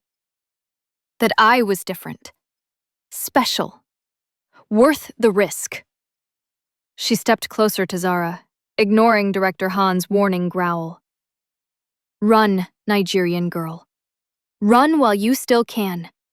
Because the moment you become inconvenient, the moment protecting you threatens his empire, he'll cut you loose without hesitation. That's what the Silent King does. He survives, and everyone around him pays the price. Zara looked at Soyeon, really looked at her. Saw the pain beneath the polished exterior, the wounds that hadn't healed. Saw a woman who'd been loved and then abandoned when that love became too costly. Then she looked at Director Han, saw the guilt in his eyes, the truth in them. Saw that Soyeon wasn't entirely wrong. But she also saw something Soyeon had missed. You're right, Zara said quietly. He probably will have to make that choice eventually. Empire or me? Soyeon's smile turned triumphant. But here's the difference between you and me, Zara continued, voice strengthening. I won't wait around to be chosen. I'll fight. For him, for us, for this insane thing we're building. And if the Empire becomes the enemy, then we'll face it together. I'm not running. Not from him, not from this world, not from whatever comes next. The words hung in the air like a declaration of war. Soyeon stared at her, something flickering in her expression. Surprise, maybe? Or recognition? You're serious, she said. Completely. Zara met her eyes without flinching. Then you're stupider than I thought, Soyeon said. But there was less venom in it now. She looked at Director Han, really looked at him. She's going to get herself killed. You know that, right? Probably. Director Han's expression was unreadable. Then his lips curved into something dark and dangerous. But she's right about one thing. If they want her, they go through me. And I haven't lost a siege yet. Soyeon studied them both for a long moment. Then she laughed, genuine surprise mixed with something that might have been respect, or envy, or both. You really are different from me, she said to Zara. I ran when things got hard. You're running toward the danger. She shook her head slowly. I don't know if that makes you brave or insane, but... She paused, then pulled a small device from her pocket, a flash drive. Here, information on the 3 remaining groups, planning moves against Director Han. Consider it a parting gift. She looked at Director Han. We're even now. For what you did for me 3 years ago, when Park's people came after my family. He nodded once, accepting the offering. Soyeon moved toward the door where Detective Park was finishing her heated conversation with the lawyer. Good luck, she said to Zara without looking back. You're going to need it. Then she was gone, taking the police with her. Something about insufficient evidence and procedural violations. The door closed behind them with finality. The moment they left, Director Han was all business. The vulnerability from moments ago locked away behind tactical focus. Kwon, he said, lockdown protocol. Get the tech team on that drive, verify the intel. I want analysis in 30 minutes. He turned to Mina. Basement safe room. I'm not hiding, Mina's jaw set stubbornly. So much like her father, it was almost funny. This is my home too. I'm not running while you two play hero. Mina, Director Han started. Dad, she interrupted. I know what you do, what you are. I've known for years, and I'm done pretending I'm some innocent daughter who needs protecting. So either I help or I stay here and get in the way. Your choice. Father and daughter stared at each other in a battle of wills that had probably been brewing for years. Finally, Director Han nodded. Fine. But you follow Kwan's orders. No exceptions. Deal, Mina said. She looked at Zara. You okay? I don't know, Zara admitted. Ask me when this is over. The next 2 hours were organized chaos. Tech teams arrived through secure entrances, setting up equipment in Director Han's study. The flash drive Soyeon provided contained detailed information on 3 separate organizations planning coordinated strikes: the Busan crew, the Incheon remnants, and a newer group from Gwangju that Zara had never heard of. They'd been planning to move simultaneously, overwhelming Director Han's defenses through sheer numbers. But now he had their playbook. Zara sat in the study, watching Director Han orchestrate defensive measures with cold efficiency. This was the Silent King, the man who'd built an empire through strategy and violence, not the man who'd trembled holding her face. Both versions were real. Both were him. She was learning to love them equally. Zara, he said quietly, appearing beside her. You should rest. Your body's been through trauma. I can't rest, she said. Not while this is happening. Then at least eat something, he gestured to food Mina had ordered. Korean fried chicken, jjajangmyeon, enough to feed 20 people.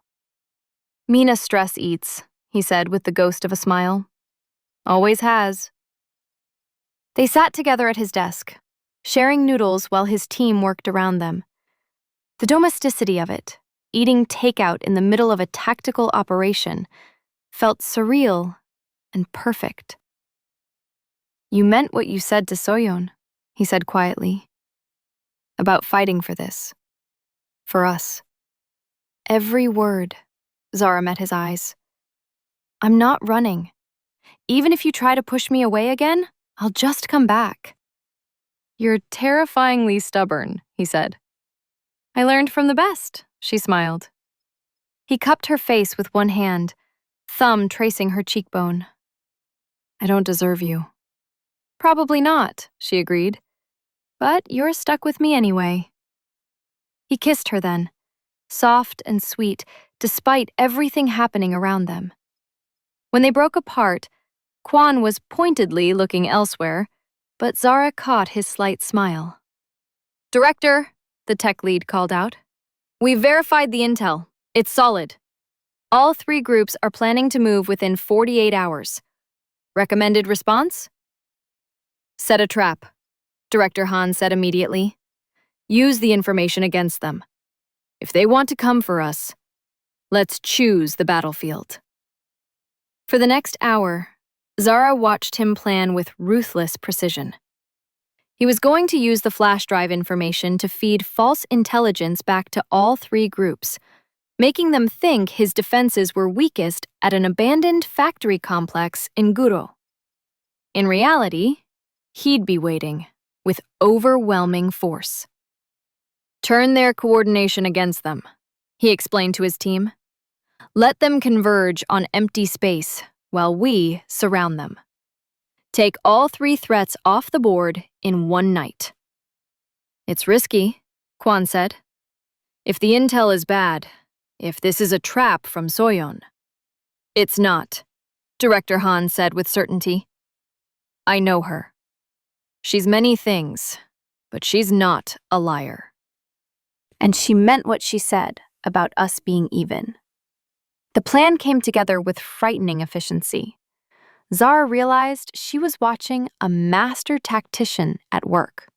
Someone who'd survived 2 decades in Seoul's underworld, not through brute force, but through being smarter than everyone else.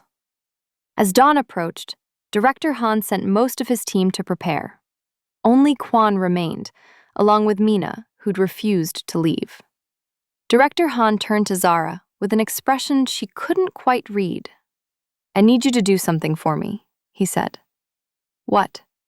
Stay here tonight, he said. When we execute the operation, stay in the penthouse with Mina, where you're safe. Zara's stomach dropped. You're asking me to sit here while you walk into danger? I'm asking you to trust me, he said. To trust that I'll come back. What if something goes wrong? She asked. What if... Nothing will go wrong. His voice was firm. I have better intel, better positioning, better men. This ends tonight. But if it doesn't, she pressed, if something happens to you, then Kwon has instructions, Director Han said quietly. He'll get you and Mina out of Seoul. New identities, new lives, everything you need. He pulled her close.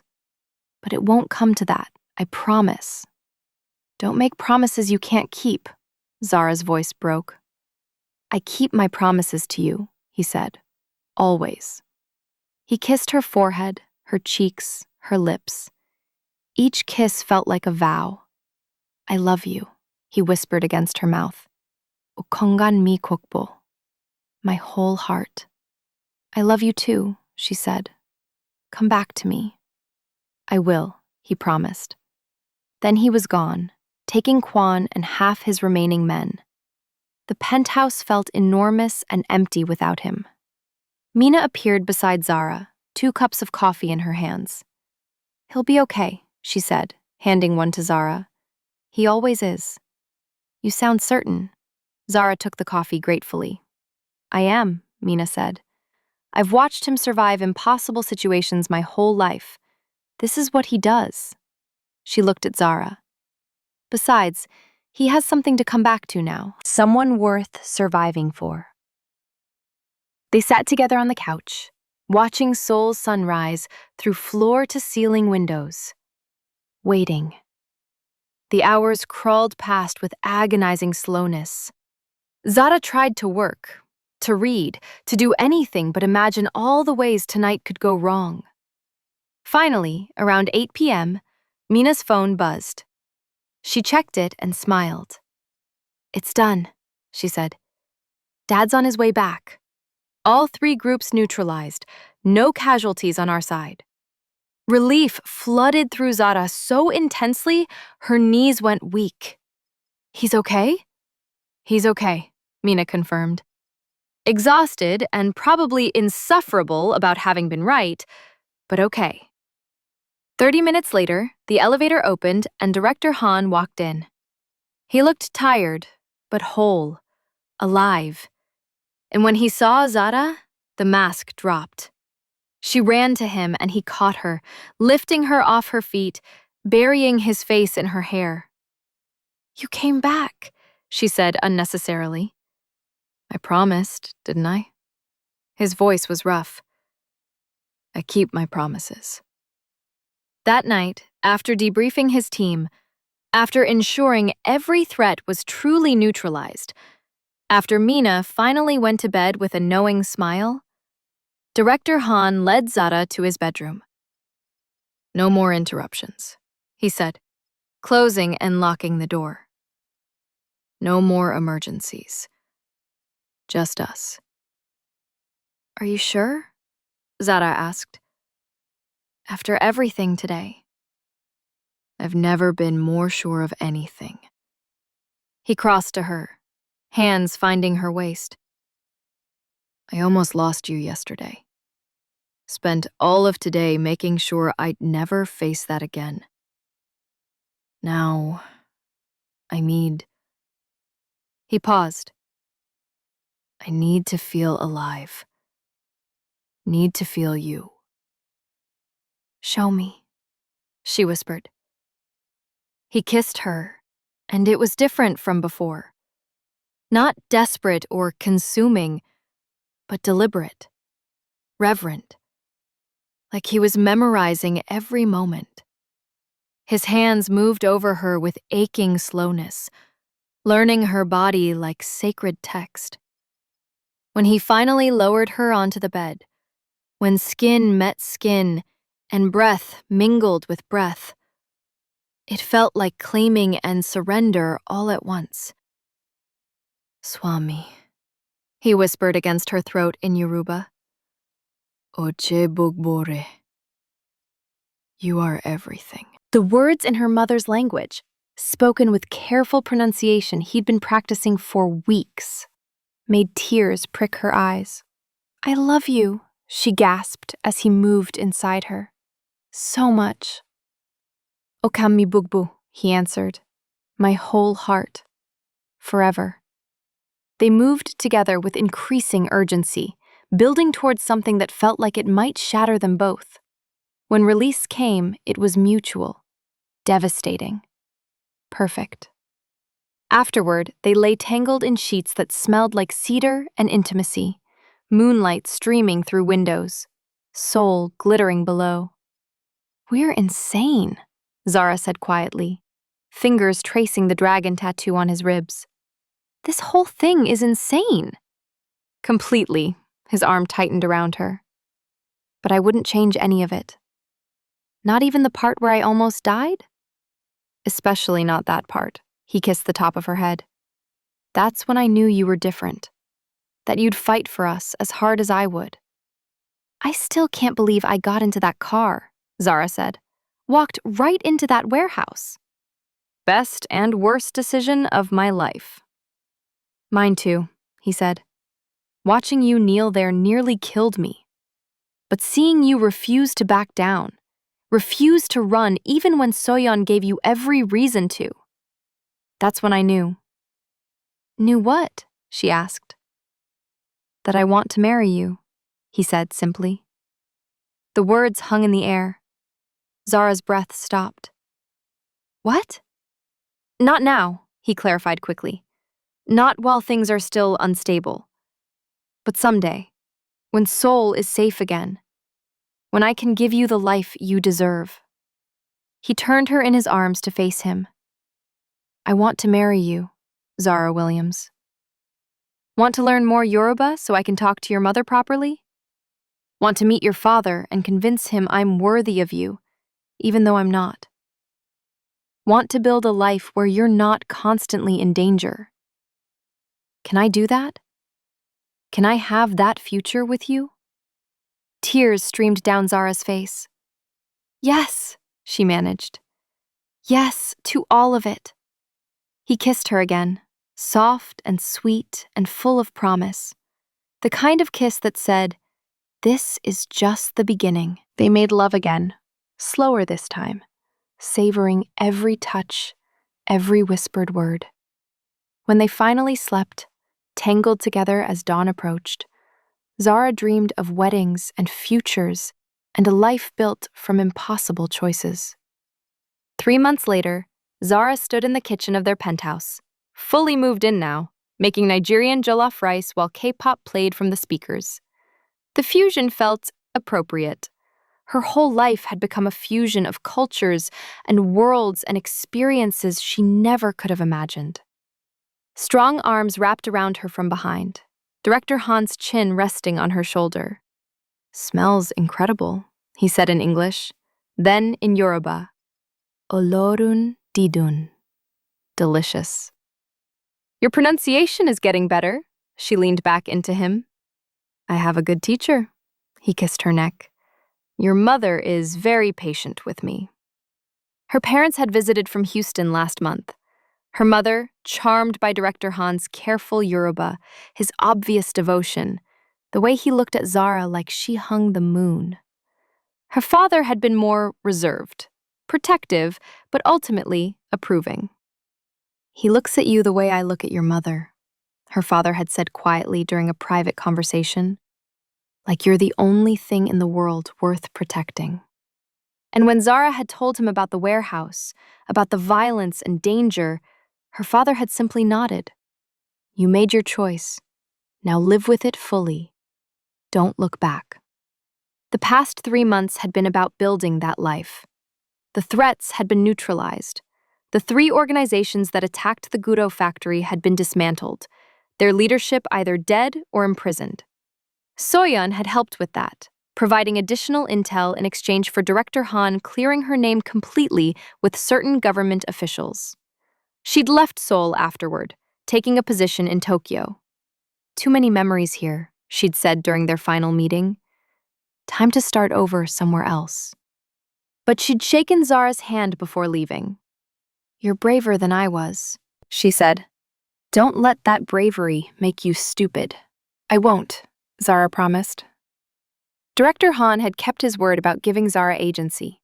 She now trained 4 times a week with Kwon, learning self-defense, situational awareness, even basic weapons handling. She'd started advanced Korean language classes and was nearly fluent. She still planned events, but now sometimes they were for Director Han's business associates, elaborate networking dinners where she charmed politicians and rivals alike. They'd found their rhythm, their balance, a partnership built on trust and honesty, and the understanding that love meant fighting together, not one person protecting the other. I have something for you, Director Han said now, pulling away to retrieve a small box from the counter. Zara's heart jumped, but he smiled. Not what you think. Not yet.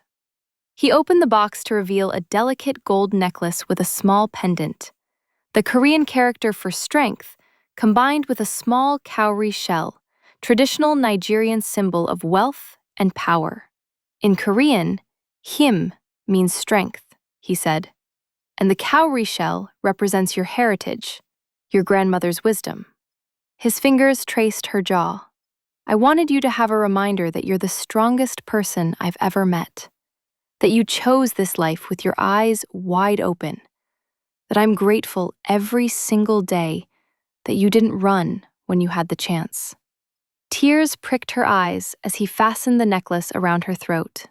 I love you, she whispered. I love you too. He turned her in his arms. Okan mi bogbo, my whole heart, my only heart. Emi feran re titi le, she said in Yoruba. I love you forever. He kissed her then, soft and sweet and full of promise.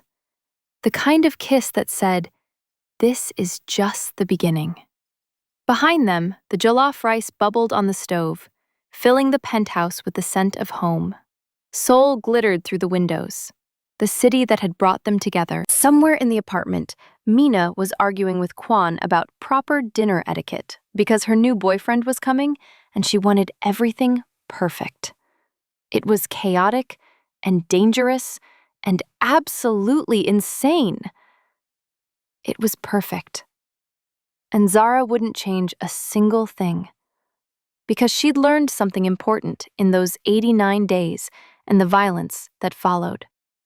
Sometimes the safe choice is the wrong choice. Sometimes you have to walk into the warehouse. Sometimes you have to fight for what you want instead of accepting what feels safe. And sometimes the most dangerous man in Seoul is exactly who you're meant to love. Director Han pulled her closer, whispered something in Yoruba that made her laugh. Mina called from the dining room that if they started making out in the kitchen, she was ordering pizza instead, and her boyfriend would judge them all. Kwon's voice carried from somewhere, saying that pizza was probably safer anyway, given Zara's tendency to get distracted. Zara looked at Director Han, at this life they'd built, from obsession and danger and impossible choices. She thought about Marcus, telling her she was worthless, about fleeing to Seoul alone and scared, about becoming someone who swung toilet lids at armed intruders and walked into warehouses, and fell in love with men who tattooed her mother's language on their ribs. She thought about the woman she was and the woman she'd become, and she smiled. Because all of this chaotic, dangerous, perfect life was worth every terrifying step. Director Han caught her smile and returned it, his eyes warm with love and promise. The doorbell rang, Mina's boyfriend arriving, and suddenly the penthouse filled with noise and laughter and life. Zara moved through it all with Director Han at her side, no longer hiding, no longer afraid. They'd survived the warehouse, the threats, the impossible odds. They'd built something real, from forbidden attraction and violence and choices that should have destroyed them. As they sat down to dinner, Zara's jollof rice earning praise from everyone, including Mina's boyfriend, who turned out to be sweet and thoroughly intimidated by Director Han. She felt Director Han's hand find hers under the table. He squeezed gently, his touch saying everything words couldn't. I'm here. You're here. We made it. Later that night, after the guests left and Mina went to bed and Kwan finally stopped hovering, Director Han led Zara to their bedroom. Our bedroom, he always said now. Our home, our life. He pulled her close, hands gentle on her face. I need to tell you something, he said. What? I bought a ring, he admitted, 3 weeks ago. It's been burning a hole in my dresser ever since. Zara's breath caught. Jiwan. I know I said not yet, his thumb traced her lower lip. Not while things were unstable. But Seoul is as stable as it's ever going to be, and I don't want to wait anymore. He reached into his dresser, pulled out a small velvet box. This isn't the proposal. That's coming. Somewhere special, somewhere worthy of you. But I wanted you to know, wanted you to see that I'm serious about that future. He opened the box. The ring was stunning. A deep blue sapphire surrounded by diamonds set in gold. It reminded her of Seoul at night, of the city that had become their home. It's perfect, she whispered. You're perfect, he corrected. The ring is just a placeholder until I can give you everything you deserve. You already have, she said, given me everything.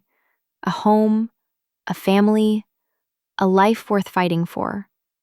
He kissed her, and it tasted like promises and futures and love that had survived impossible odds. They made love that night with the ring box on the nightstand, a tangible symbol of tomorrow. And when Zara fell asleep in his arms, she dreamed of weddings in Seoul, of her mother's joy and her father's approval, of Mina as maid of honor, and Kwan trying not to cry. She dreamed of a future built from the ashes of fear, stronger for having survived the fire. 6 months later, Director Han proposed on the rooftop of Lotte Tower at sunset, Seoul spreading beneath them like a promise kept. Zara said yes through happy tears, and when he slipped the ring onto her finger, it felt like coming home. They married 3 months after that in a ceremony that blended Korean and Nigerian traditions. Zara's mother cried through the whole thing. Her father shook Director Han's hand and said, "Take care of my daughter." Director Han promised he would, in English and Yoruba and Korean, making vows in 3 languages to love her across all the worlds she inhabited. Mina stood beside Zara as maid of honor, no longer conflicted, fully accepting the impossible love story that had brought her best friend and her father together. The reception was chaos. Korean businessmen dancing to Afro beats, Nigerian relatives learning to bow properly, 2 worlds colliding in the best possible way. And through it all, Director Han never left Zara's side. His hand in hers, his eyes on her face, his love written in every gesture. That night, in their hotel suite before leaving for their honeymoon in Lagos, he pulled her close and whispered against her hair. "Thank you." "For what?" she asked. "For not running," he said simply. "For walking into that warehouse. For fighting for us when I tried to push you away. For being brave enough to love me, despite everything." She tilted her head back to look at him. "I'd do it all again," she said. "Every terrifying moment. Because it led here. To us." to this. He kissed her then, soft and reverent, and in that kiss was everything they'd survived: the violence and fear, the impossible choices and dangerous love, the way they'd built a life from ashes and obsession. Years later, when people asked Zara about how she met her husband, she never told the whole truth, never mentioned the warehouse or the tracker or walking into danger with nothing but faith. She just smiled and said they met at a dinner party, that he'd been persistent and she'd been stubborn, and somehow it worked. But late at night, when it was just them in their bedroom overlooking Seoul, Director Han would trace the small scar on her arm where the tracker had been, and Zara would touch the Yoruba words tattooed on his ribs, and they would remember the woman who fought with toilet lids and the man who would have surrendered his empire. Remember forbidden love and impossible odds, and the moment they chose each other over safety. Remember that sometimes the most dangerous choice is also the right one. And they would hold each other in the darkness of their Seoul penthouse, the city glittering below, and know that every terrifying step had been worth it. Because love, real love, the kind worth fighting for, isn't safe or simple or easy. It's walking into warehouses. It's choosing danger over comfort. It's looking at someone 22 years older, from a different world, living a life of violence you never wanted, and saying yes anyway. Yes to the fear. Yes to the uncertainty. Yes to building something impossible from broken pieces and forbidden attraction. Zara fell asleep that night, years into their marriage, still finding new ways to love this dangerous, complicated, devoted man who'd learned her mother's language just to tell her she was beautiful. And her last thought before sleep took her was simple and true. I'd do it all again. Every single, terrifying, perfect moment.